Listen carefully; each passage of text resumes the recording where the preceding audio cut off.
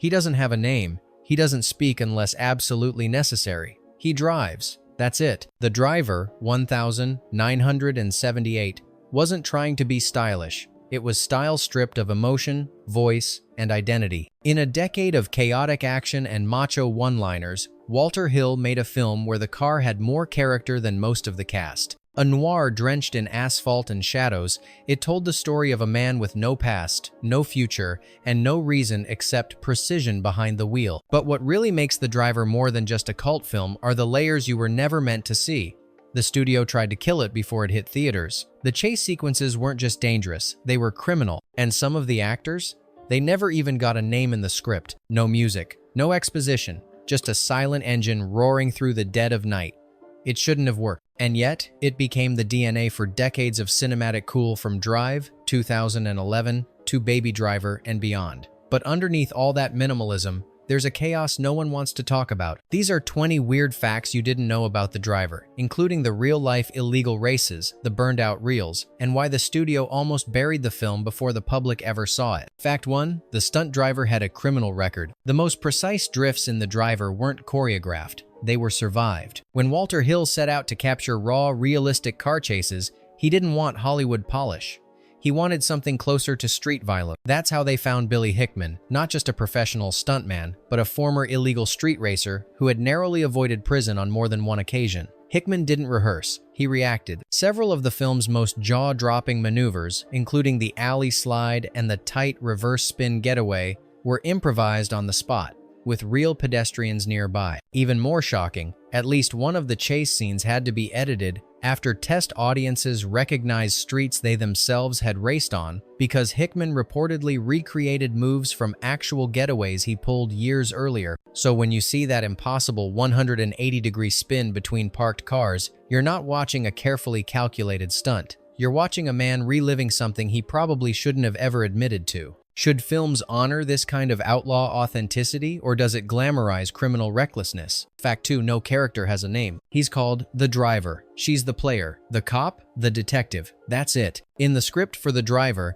not a single character has a real name. Walter Hill designed it that way intentionally to strip away identity, backstory, and emotional baggage. Every person in the film is reduced to a role, a function in a cold, mechanical narrative. It's noir turned minimalist, echoing French New Wave influences like Le Samurai, where identity is less important than style. Actors reportedly found this difficult. Ryan O'Neal, playing the driver, asked Hill if he could at least give the character a childhood memory. Hill refused. Even behind the scenes, there was a rule: never refer to the characters by anything other than their script labels. This deconstruction of character logic was considered pretentious by critics at the time. But decades later, it would become the template for iconic antiheroes, especially in Drive, 2011, which paid direct homage to Hill's blueprint. Can a character without a name still feel human? Or does anonymity create emotional distance by design? Fact 3. The studio tried to bury the film. The Driver was a film the studio didn't want.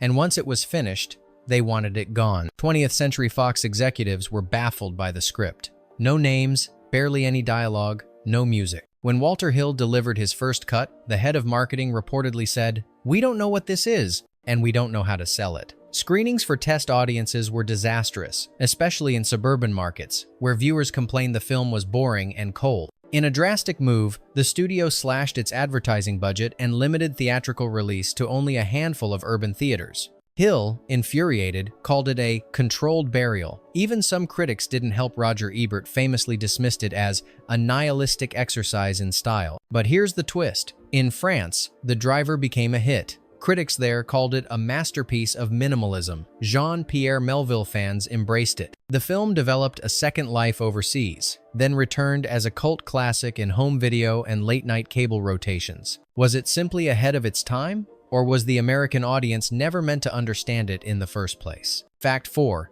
The opening chase was done illegally. The film opens with a heist getaway through downtown LA, weaving through traffic, narrowly missing collisions, and never once cutting to CGI.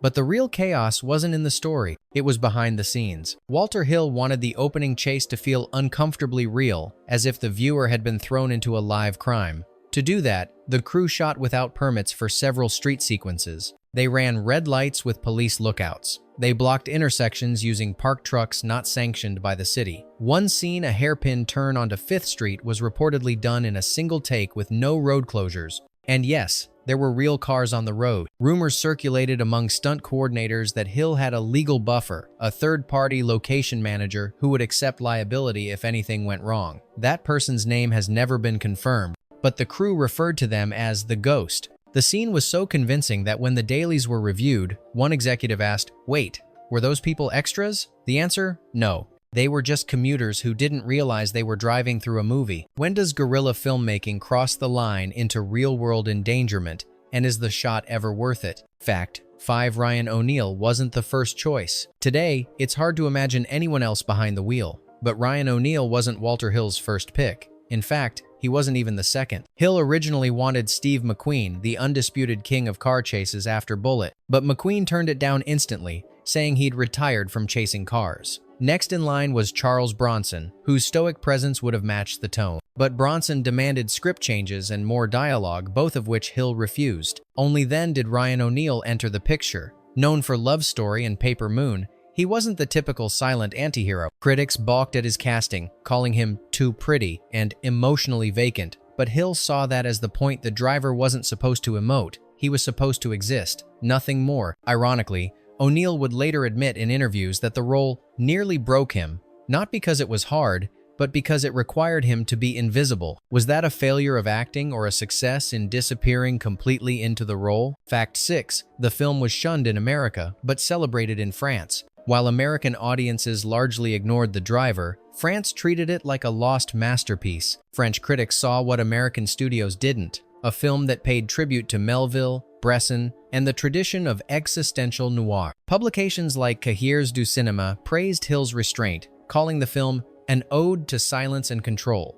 The minimal dialogue, long tracking shots, and refusal to explain character motivations weren't seen as flaws, they were virtues. In fact, some French theaters screened The Driver alongside Le Samouraï as a double feature. Jean-Paul Belmondo even reportedly called Hill to compliment the film personally. What's more intriguing, French fans started writing alternate interpretations. Some believed The Driver wasn't real, that he was a metaphor for death, guiding each character to their fate. Others saw it as a dreamscape of the detective, an endless loop of failure and pursuit. The film found its soul abroad, and decades later, it was only through foreign reverence that The Driver was restored and reevaluated in the US. Does international praise reveal a film's true value or just highlight cultural blind spots at home? Fact 7. The studio demanded a soundtrack, then cut it.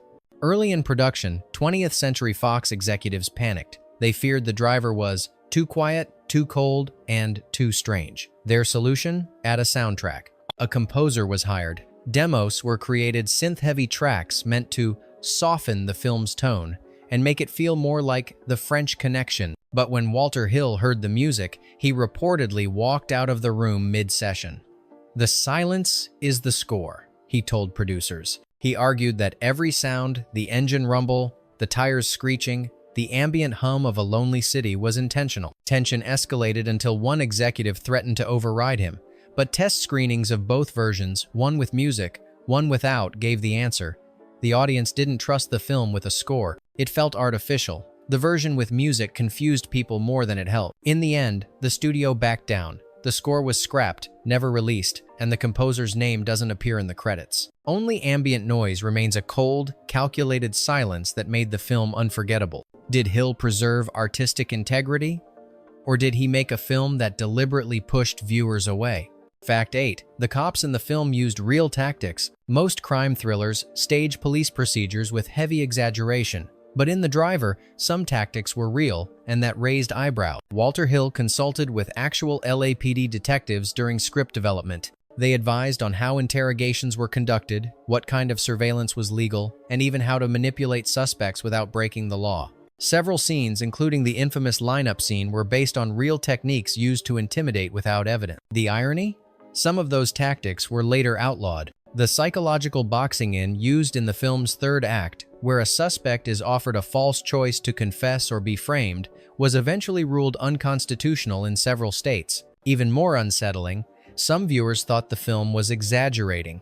In truth, it was toning things down. If a crime film accurately reflects flawed policing, is it endorsing it or exposing it? Fact 9. Isabelle Adjani turned down the female lead. Before the player was cast, the production eyed an international star, Isabelle Adjani. Fresh off her Cannes success with The Story of Adele H., she was seen as the perfect enigma, striking, unreadable, and emotionally distant. Hill believed she would elevate the script's cold aesthetic. Adjani was sent the script and reportedly liked it until she met with Hill. According to a French interview years later, she said Hill was too sure of his silence, implying that the film's lack of emotional arcs was a sign of creative rigidity, not vision. She declined, saying she didn't want to play a ghost beside a shadow. Eventually, the role went to Roni Blakely, whose performance is often debated.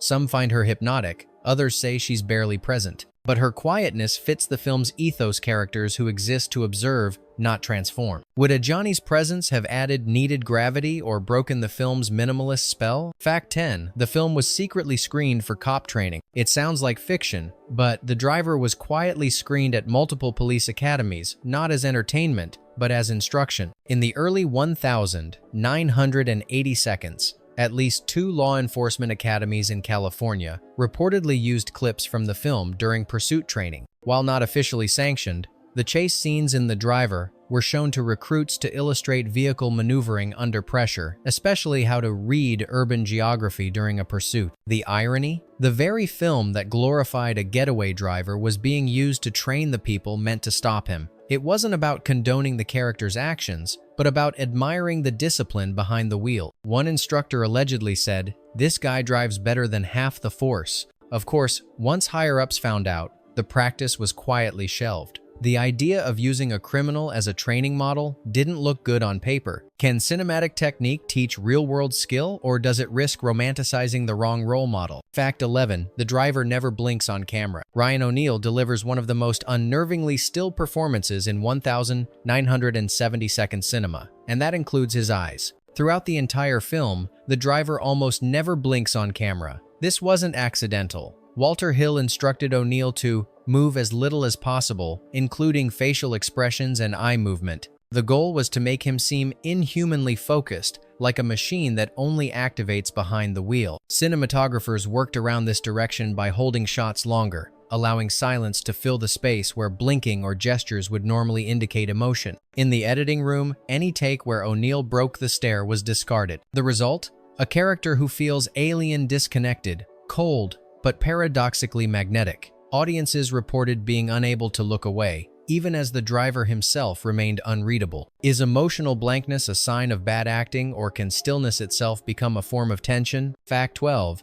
The film has zero character arc. In most movies, characters grow, change, or at least learn something. Not in The Driver. From start to finish, no one in the film evolves. The Driver remains stoic. The detective stays obsessed. The player watches, detached. Even after betrayals, chases, and moral gray zones, there are no revelations, no confessions, no regrets. Walter Hill designed it this way as a narrative of fixed identities, where roles are played out rather than challenged. This baffled viewers. Even minimalist films usually allow some hint of transformation. But Hill believed that in a world defined by function, the getaway driver, the cop, the witness change was not only unnecessary, but impossible. They're not people, they're ideas. Some critics called this nihilism, others brutal honesty. Can a story still resonate if its characters remain frozen, or does that kill emotional investment? Fact, Tretton, the film contains exactly one joke, and it's not funny.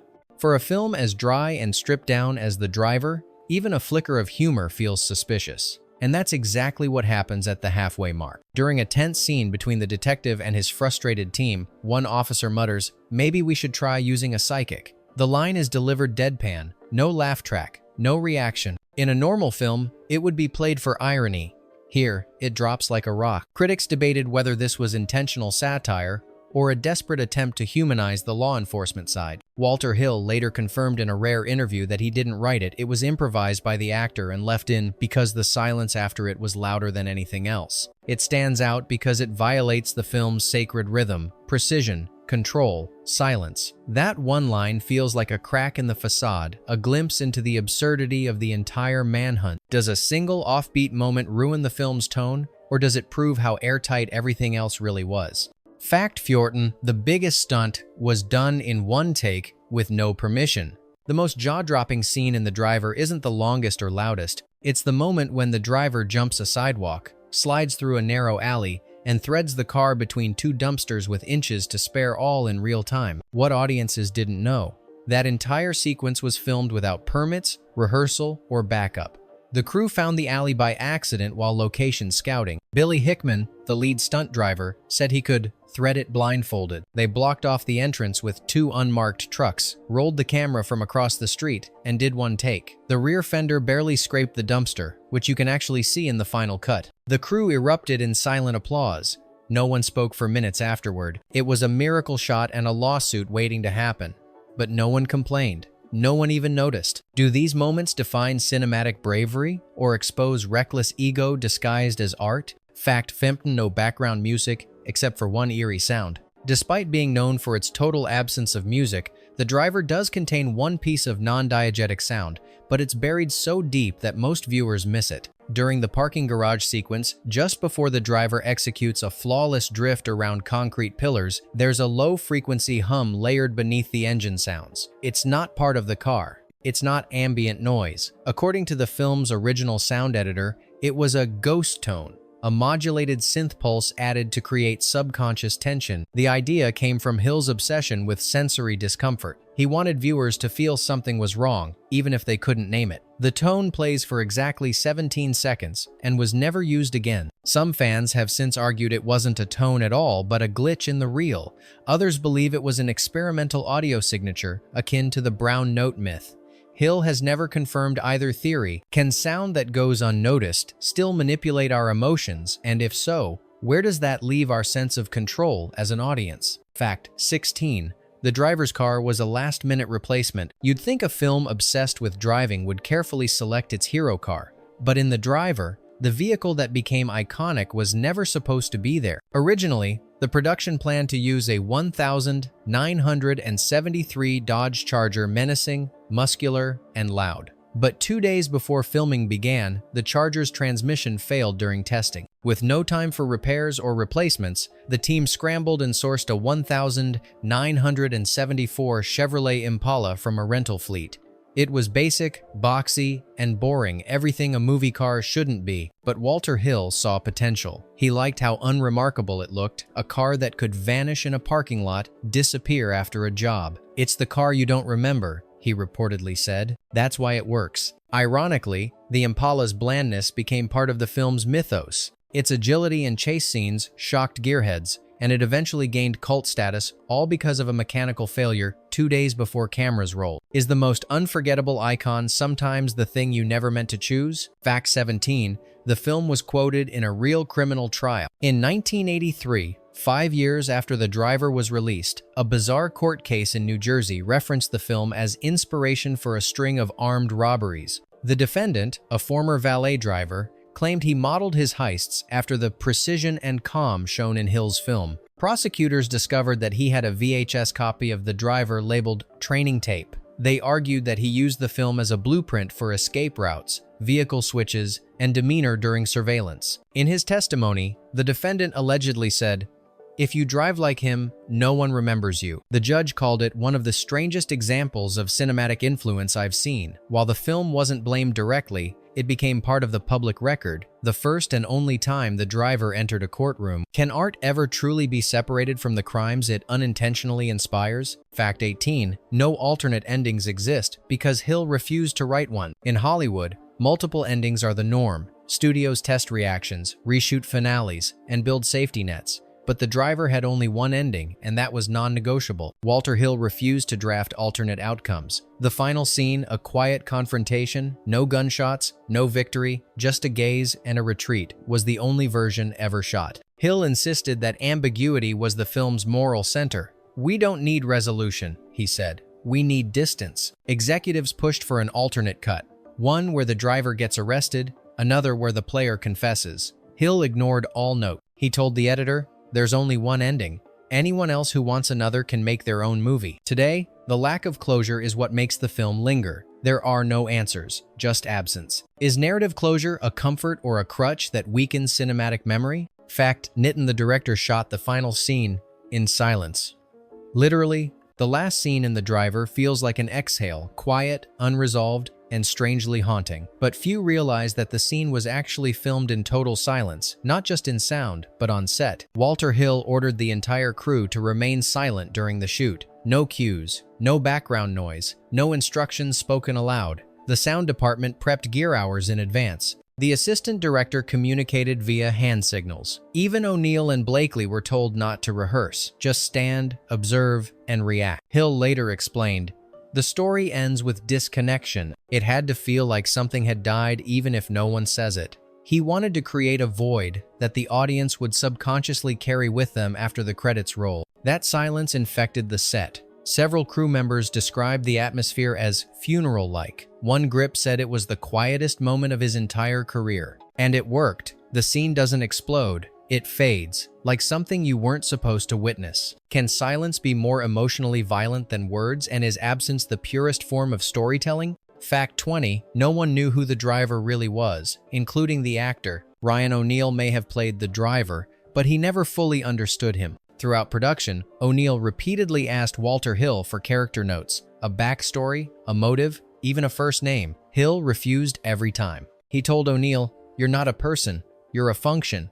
Stop trying to act, just drive." By week 3, O'Neill stopped asking. He began showing up in character, staying silent between takes, avoiding eye contact with other cast members. Some crew members found it unsettling. Others said it made him vanish into the frame, exactly what Hill wanted. In a retrospective decades later, O'Neill admitted, "I still don't know who that guy was. I just know he wasn't me." The driver remains nameless, motiveless, and faceless. He could be anyone or no one. Is that what makes him unforgettable or impossible to truly connect with? Bonus fact: the film's negatives were almost destroyed by accident. Years after its initial release, The Driver narrowly escaped cinematic erasure, not by design, but by bureaucracy. In 1989, a vault inventory error at 20th Century Fox misfiled several reels marked as unsalvageable. Among them, the original camera negatives for The Driver. They were scheduled to be discarded during a film stock purge, a standard process to clear nitrate-based materials from aging archive. No one noticed until a junior archivist reviewing a mislabeled box of scrap footage